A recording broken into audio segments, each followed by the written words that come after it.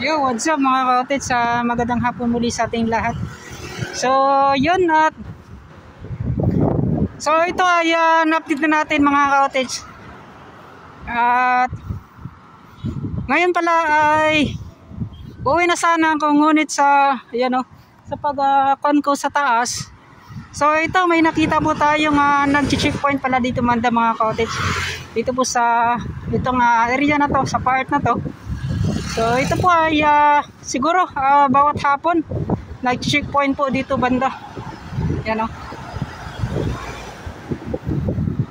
At maganda rin mga cottage kasi yun nga po sa bawat po daan po na mga sasakyan. Yan, so maganda po din kasi yung kanilang ginagawa.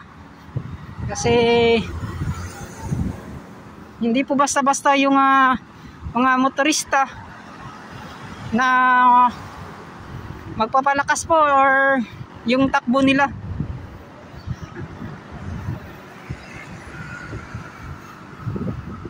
Yan o. So maganda rin.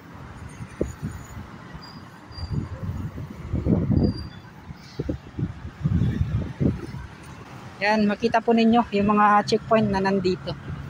Yan.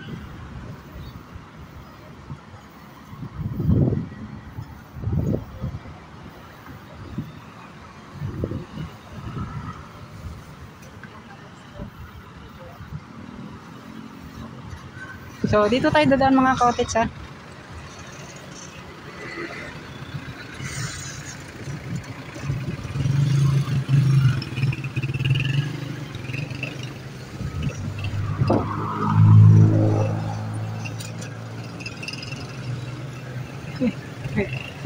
Sorry. Yan. So yan at shoutout din kay sir. Yan, shoutout. Yan, Victory Chapel Christian Center Toril. So shoutout din sa ilaha mga cottage. So ngayong hapon ito po yung makikita natin dito banda mga cottage ha. So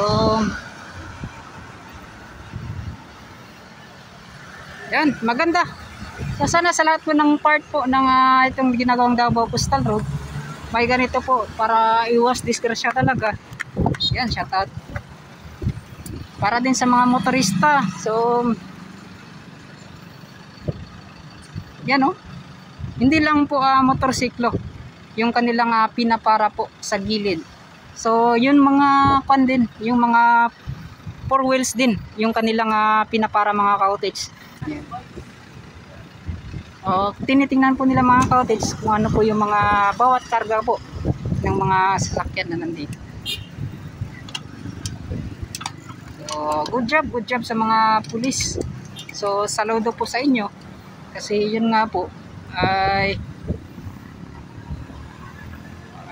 wala po kayong pinipili. So lahat po kung sino pan po yung mga tao nito, yung mga dumadaan, hindi lang po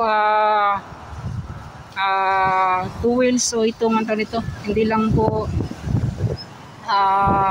motorsiklo yung kanilang pinapara. Yeah.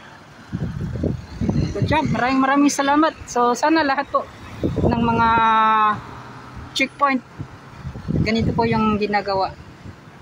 Yeah. So ito mga cottage, dinaanan ko lang talaga kasi uwi na sana ako. Yan na lang, pupunta na lang po tayo mga cottage doon sa ginagawang tulay na yon. So atin na lang i-update muli ngayong araw kasi may oras pa rin naman, 3:53 pa po ng hapon. Yan o.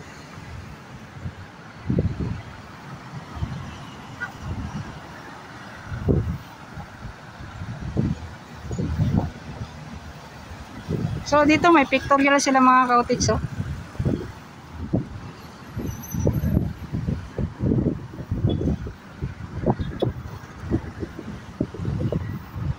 So yan. Yan si ma'am.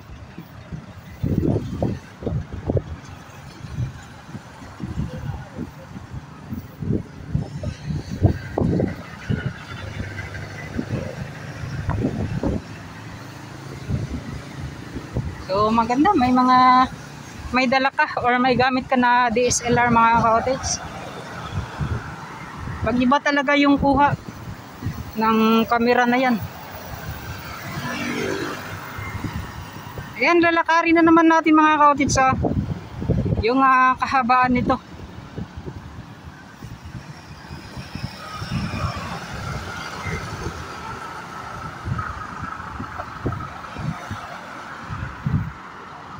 So yun mga ka-cottage, ganito rin yung kaibahan talaga kapag yung vlog mo ay lakad lang. Yung kaibahan din kasi ng nakasakay ka mga ka-cottage, yung nagmumotovlog ka, tuloy-tuloy talaga. Hindi katulad nito mga ka-cottage, kailangan mataas yung pan mo. Yung tubig ko saan na? Naiwan yung tubig ko. Naiwan yung mineral water ko mga ka-cottage.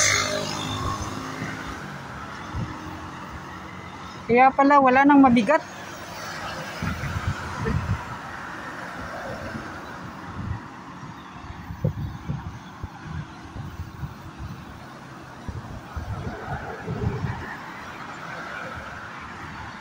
Yan o. Yung halaman naman dito. Ito mga maliit na itinanim dito mga ka-cottage, nalalagas na po yung tawag niyan, yung mga dahon niya.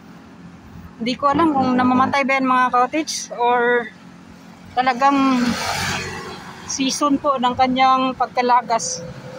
So tingin ko kaya ito naging ganito mga ka-cottage kasi kulang po ng dilig. Ayan o. Yan po yung mga nakita kong dahilan. Kasi napaka-dry po ng lupa. Ano? Kulang po to ng dilig. Sobrang init kasi yun nga po, hindi po to lahat po ay parang natural na tapan talaga na lupa. Yung iba kasi mga ka-cottage, yung sa baba nito, yung tambak na buhangin. Tapos tinambakan na naman ng lupa, parang kanon ba? Yan. Tapos simento. Ngunit yung kulang talaga dito, yung pagdilig po sa mga halaman. Yan o, kasi dry po ng lupa.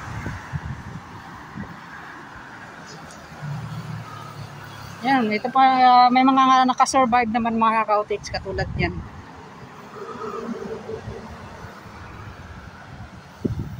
And then yung panahon natin ngayon mga ka-cottage, may bagyo kasi napaparating. Yan. Kanina pang umaga na wala pong araw na lumalabas. Yan. Lagi po yung natatabunan ng mga ulap. Ngunit di naman umuulan.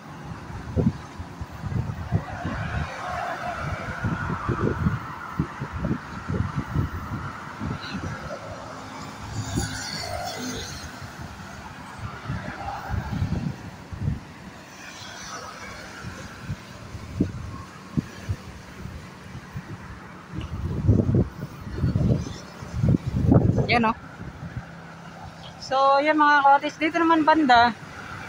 So pansin po ninyo kung bakit ganito po yung pagkapain nila. Yan o. So wala namang problema mga ka-cottage kasi yun nga po, nakaharang din naman yan. So napakalaking importansya po ng inilagay na mga tawag niyan. Yung mga expads, itong mga jackstone sa bawat ilog.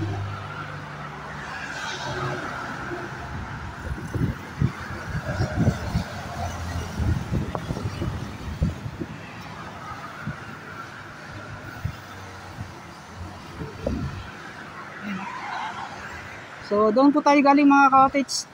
Nasa mga 400 meters na po.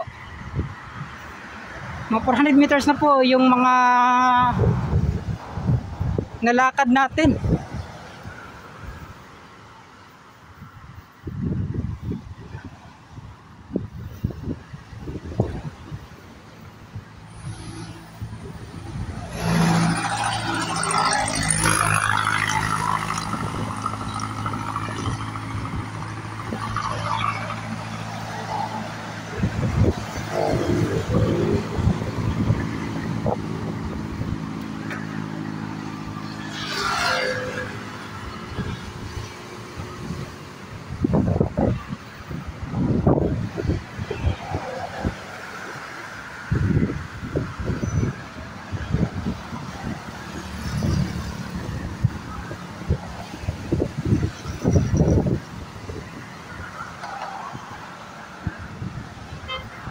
Yan.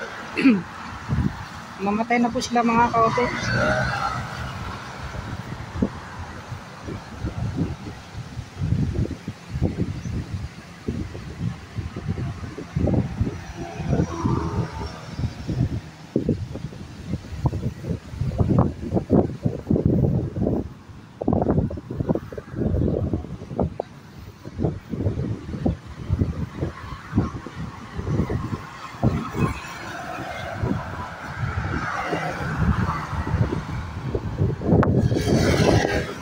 So ito, nakapunta na tayo dito sa itong paggagawa po nila ng pinakadulo po ng railings na to. Ayan. Nauuhaw na po ako mga cottage. Yung tubig ko, naiwan ko pa. Ang dami pang laman nun.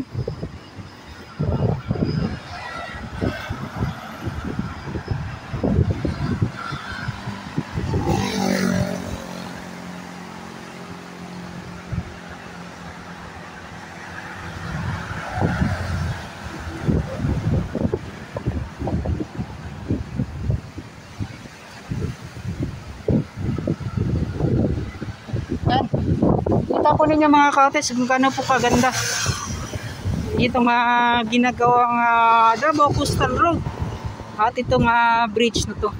Yan.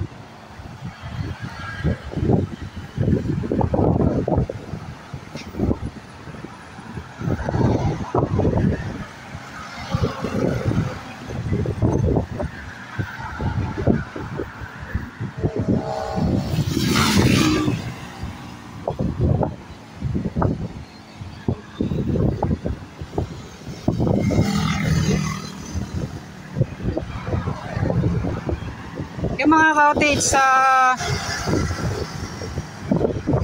mga week ago lang pumunta kasi ako dito sa tulay na to. Ngunit yung pagpunta ko doon lang po ako banda sa Matina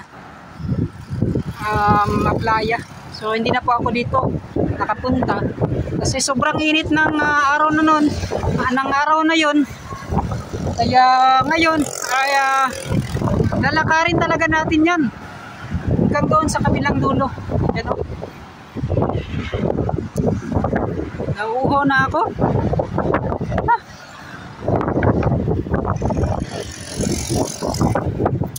Tapos yung panahon po niya mga cottage, napaka alon po yan.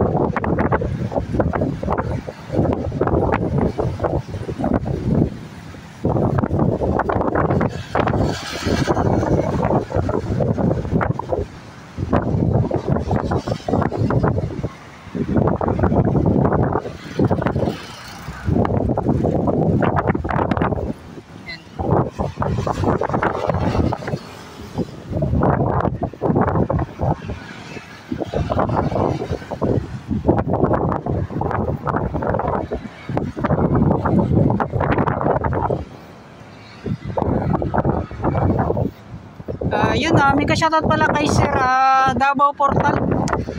Yun, nakita ko sa mga vlogs niya, sa mga update niya, napakasipag din mga cottage yun. At sana supportahan ko niyo yan mga cottage, si Davao Portal. Yan. So sa mga kasi mga cottage, meron din mga nagbabash sa kanya or mga nag-hit comments. Yan. So sana wag po, kasi yun nga po, nagsisimula pa lang po yung tao.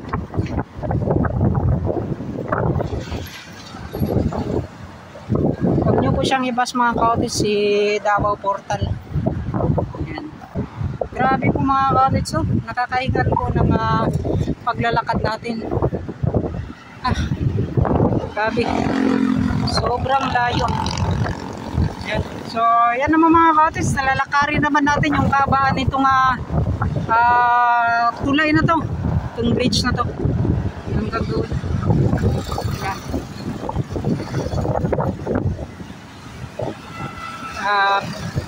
Sakay na lang po ako pauwi mga cottage, doon na po sa Matina Playa. Yan o, nakita po ninyo, meron pong antayan, parang city team na naka-parking doon. Yun o. So yan mga cottage, ito po yung daloy po ng trapiko dito sa bridge na to. Papansin na po ninyo na parang dumarami na po yung sasakyan na dumaraan dito kapag ganito pong oras. Yan. And then sa paglagay ng mga poste, napaka-organized talaga kahit paulit-ulit ka pong pumunta po dito mga cottage, talagang mamamangha ka. Yan.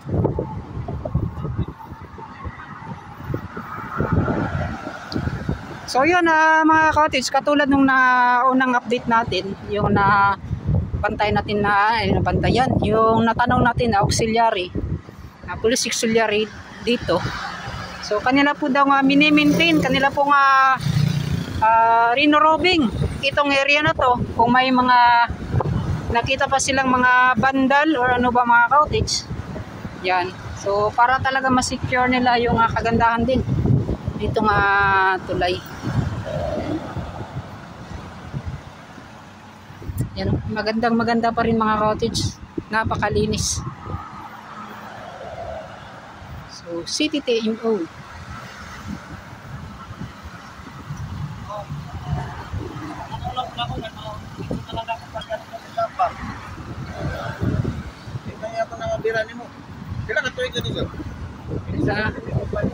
Nasiraan nata mga cottage.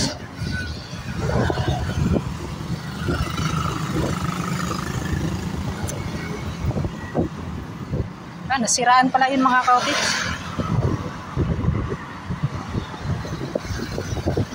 Yan o.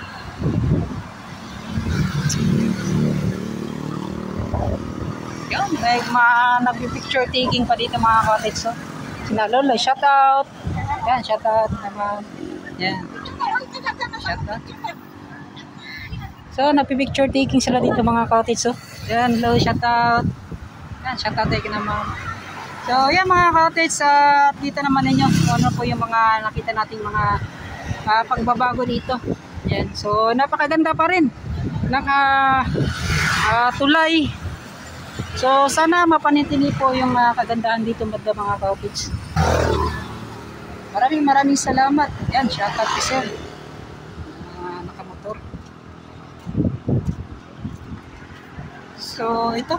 So, andito tayo sa ito parang sa gitna na talaga mga cottage. So, napakaganda ng tanawin mga cottage. Yan o.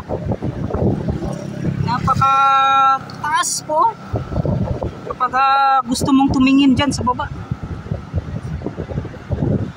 Then yung tanawin, kaso lang mga cottage, walang isla na makikita natin kasi yun nga po, yung Samal Island po ay nandun kasi sa kabila. Kasi dito po ay parang open sea at siya mga cottage. So, parang sa labas na po yan, pupunta na po yan ng yan, sa Malaysia ba yan natin mga cottage, yung dyan, kita natin na area. So yun, at ano pa ba? So pabaybayin na lang natin mga cottage, yung sa dulo talaga dito nga so doon na lang ako mag-outro. So ipinasilip ko lang talaga sa inyo mga cottage, yung doon kasi banda sa may Talumo, kasi may nag-checkpoint, so pinasilip lang natin. So yun, at maganda naman mga cottage kasi yung kanilang pag-checkpoint doon, hindi lang po motorsiklo yung kanilang tawag niyan, kumbaga gipahunong ba. So yung pinapakuan din nila yung mga 4 wheels yan. So lahat po ng mga dumaraan yan. Kasi mapapansin po din natin mga cottage, wala pong antog niyan, wala pong mga truck, mga heavy truck na dumadaan dito, no? Parang bawal siguro yung mga heavy trucks na dumaraan dito. Puro lang po mga ganito mga cottage, mga private, yan, mga motorsiklo, yan, yung mga dumadaan. So at least panatili talaga yung kanilang tawag niyan, yung mapamintin nila yung kung ano talaga yung mga dapat na dumadaan dito.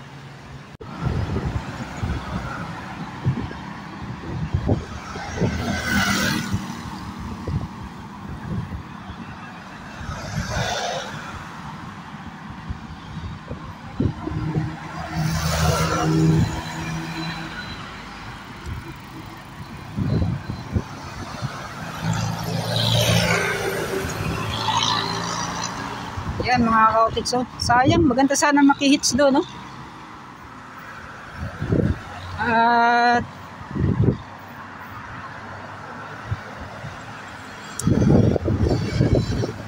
hanggang doon lang tayo sa may Kwansana, sa may Times Beach.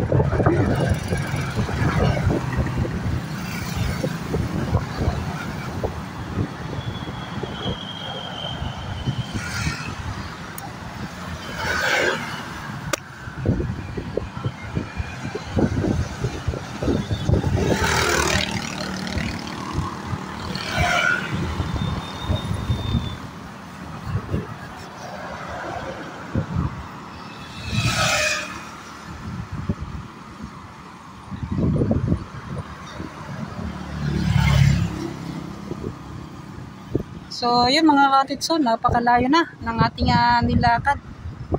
So ganun lang mga cottage, ito yung isa sa mga kwan din kapag pumunta ka dito, pag wala kang sasakyan. So kung gusto mo lang talaga maglakad, so sa Talumo Simento ka daraan, ang gusto mong babaybayin yung kahabaan nitong bridge na to. So hanggang doon ka sa may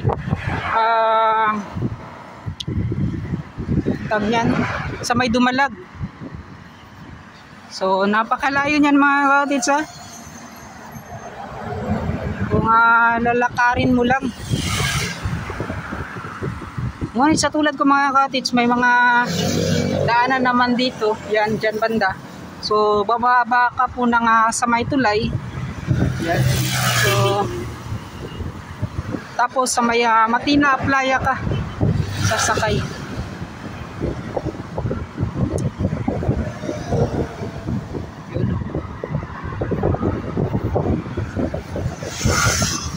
So malapit na mga cottage yung dulo ng tulay na to.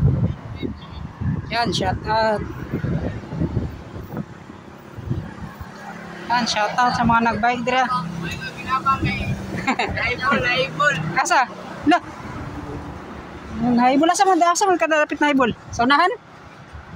Puro mo yung mga samad na sa tilo. So mo na gitawag nga kwan jud. Taganan ka ng gahi. Immortal tawag ka na, immortal. Tama dahi. Magusto. Pamasahe daw niya mga cottage. Pamasahe na ako kay lagi ang kauban daw kay Katamids. damage. Dami sa Najis. So, yan. Wala, maoray na pa na. Salamat ha.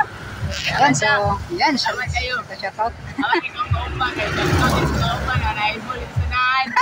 Ito ka na, Giat man, giat. maubod. Ayun mga cottage, binigyan natin ng 10 pesos. Pesos na pamasahe daw na. Nagkadugo po yung dito mga cottage, oh. Yung sa may ano tawag niya, sa may bintian, sa may binti ba yung tawag niya mga cottage.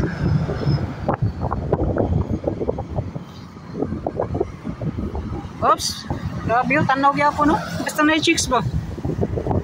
Tinig yung mga tanaw na po daw. Basta chicks, oh. Pamugid ba? Klaro kayo mo diri ba? Basta chicks lagi ba lingi? Pero ako nilingi Eh siyempre, ito bang mata rito yan mga cottage.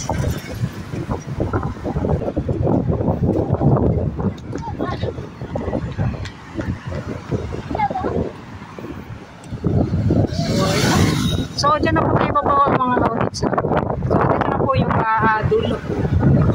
Itong ginagawang bridge.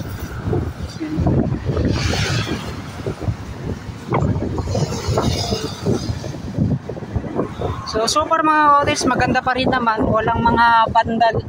So yan talaga yung kanilang tinitingnan din dito, yung vandalism. Yun. So ito na sa kabilang dulo mga cottage. So last update natin na pumunta tayo dito mga cottage, hanggang dito lang tayo sa unahan. Tipo tayo nakapunta doon sa kabila sa may Talumo. Yan. So dito na po tayo bababa mga cottage. Yan, dito banda. So hindi na po tayo magtutuloy-tuloy doon sa unahan kasi napakalayo na dyan sa may Dumalag. Ito po yung update natin. So dito banda mga cottage, maganda po yung panahon. Hindi po masyadong malakas po yung alon. Doon lang kasi talaga sa may Talumo, napakalakas po ng alon. Yan. So yan yung sa may floating cottage. Yan. So kumbaga tawagan na kay cage, yung tawag na fish cage yung tawag niyan mga cottage. So pababa na po tayo. Maraming salamat sa nakaabot po ng ating video. So dito na tayo mga cottage.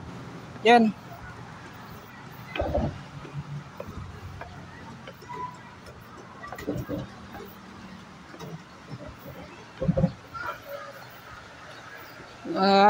Ito na nga sa ilalim nitong tulay na to. So mag-outro na po ako. Yan So dati dyan mga cottage malinis na po yan dyan banda. So ngayon titingnan natin. Lagi nating babalikan yan dito banda mga cottage. Yan. Kasi may nakalagay dyan na bawal ng magdumi. Yan. So ito maraming salamat at hanggang dito na lang yung pag-update natin. So mahaba-haba yung update natin, 3 updateanan mga cottage sa isang araw. So at least may mga bukas magpapahinga tayo para yan sa sunod sa Tuesday naman mag-update tayo mga cottage. Yan. So maraming salamat at hanggang dito na lang. Lagi po kayo mag-ingat sa FWs natin dyan. Mega shout out. At bye-bye na.